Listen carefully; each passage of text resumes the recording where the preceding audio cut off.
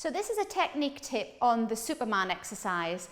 It's one of the hardest of all the bar exercises, and there's a lot to correct. So I've got my little guinea pig here who has never done Superman exercise before, so it's a great tool to show you the things that people do wrong. So I'm going to show you the full version first, and then I'm going to break it down so to make it easier and more accessible until you work up to the full version. So the full version looks like this. I'm going to place my hands on the bar, so I'm facing the bar, although it can be done sideways on, and I'm going to, if you see in the mirror, I'm going to bend my body until I'm at about a 90-degree angle. So my ankle is directly under the hip, and my hip is level with the shoulder, and my hands are level there. Now that will pose a problem straight away, because if the hamstrings or the lower back are tight, it'll probably look like this, okay? So you're trying to get as flat a spine as possible by releasing that tailbone so that your hip and shoulder are level and that the ankle is under the hip. So you're looking at 90-degree angle. So I'm going to take this leg and I'm going to take it back to this position. That's what I would call the start position. And I'm going to lift it up until roughly my ankle, knee and hip are all in alignment with the shoulder. And then I just tap back down. So this is full range. Exhale as I lift, inhale as I lower. And when I lift, there's your full range. And I can do end range as well. So lifting 1 inch and I can also take the leg out to the side and back. So I'm working my abductor muscle group as I take the leg out to the side, the glute medius and minimus, these small deep muscles at the side of my butt. The big maximus muscle pulls the leg upwards, and the medius and minimus abduct it out to the side. So I can also work my inner thigh group, my adductor group, so I draw the knee inwards and back, trying to keep the leg at hip height. Now that might look easy, but there's such a lot that can go wrong here.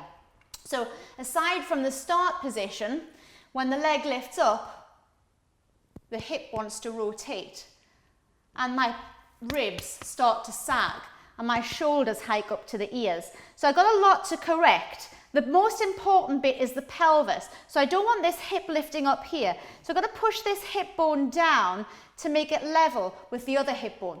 Then I've got to correct the ribs. So I'm going to pull my ribs in.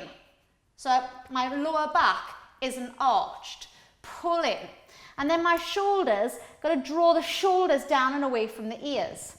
So there's a lot that can go wrong on this full version.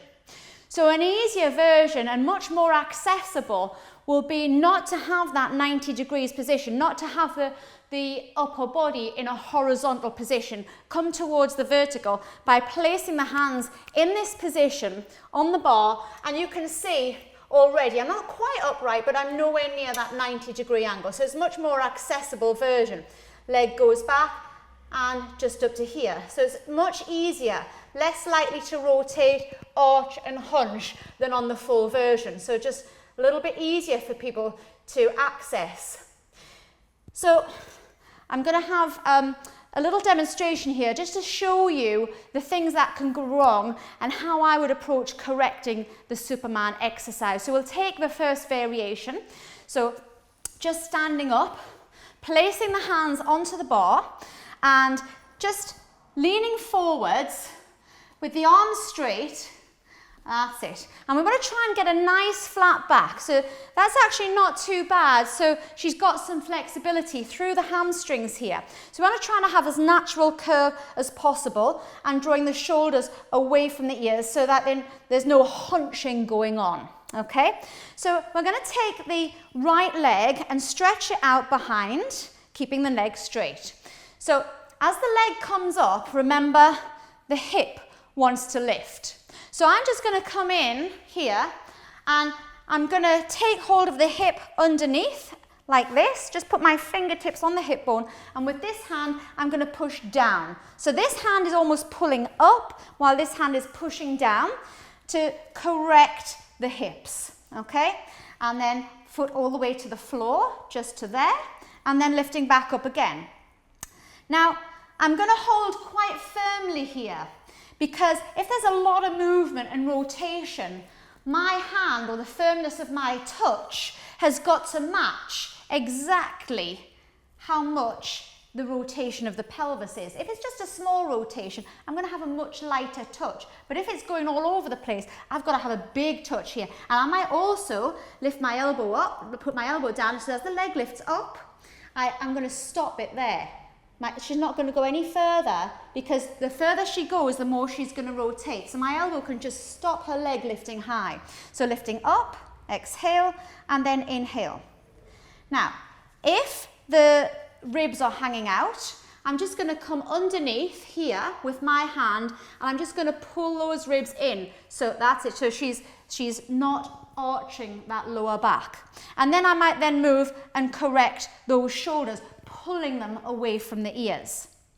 And then lifting the leg up, drawing down. So I want to flatten this back here, and she's going to take the leg into adduction, so drawing the leg in. So I'm going to hold the pelvis here, and I'm just going to use my knee to push her leg in. So I'm guiding her leg, and then she's going to push back, and then push in, and then back. Because you can see there's a little bit of movement sailing across here, so I've got to have a lot of firm hold here.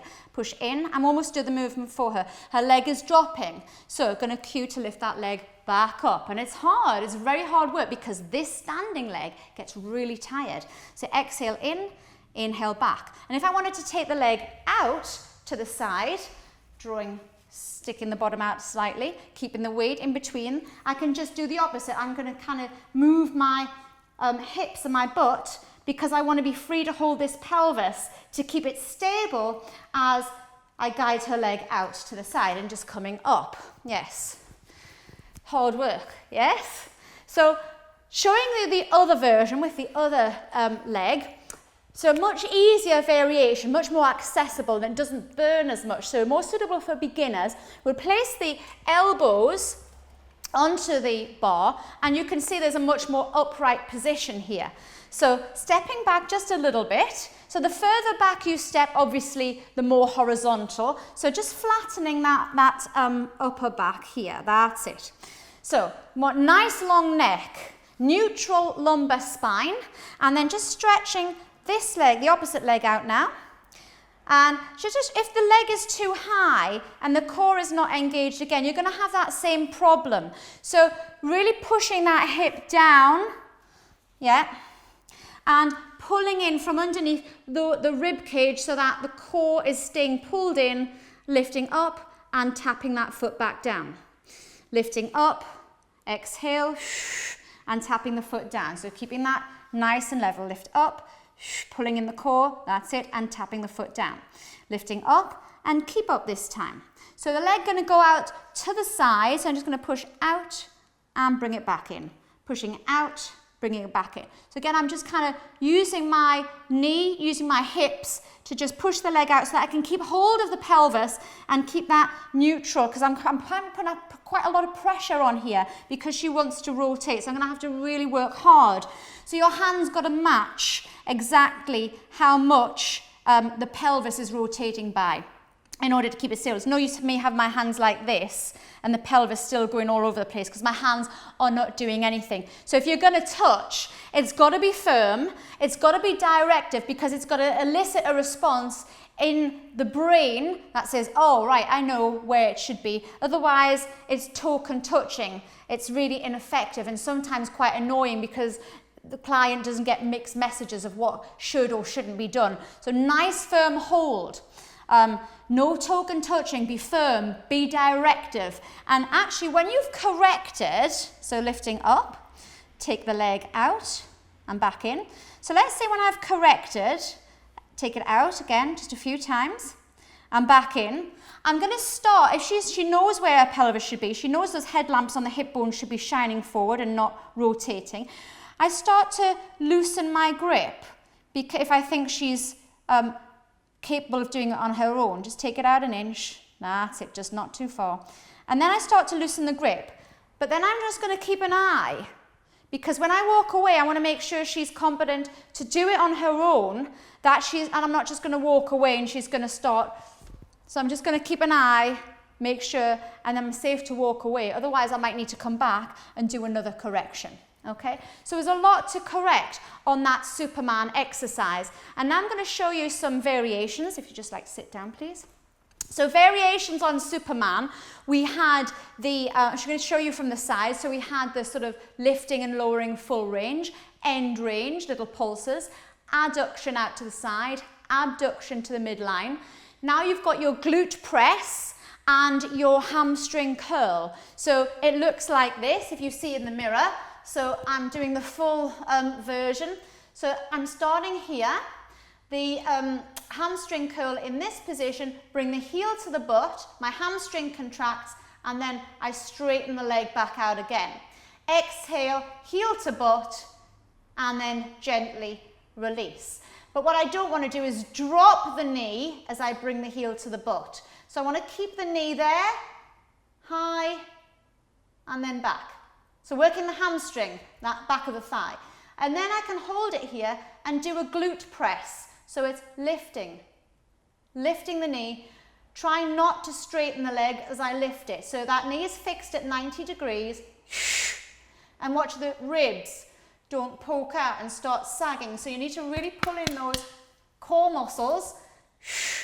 And watch the shoulders don't hike up to the ears. Lift and lift. Watch this knee doesn't lock out either. So just keep it slightly soft. And hamstring curl.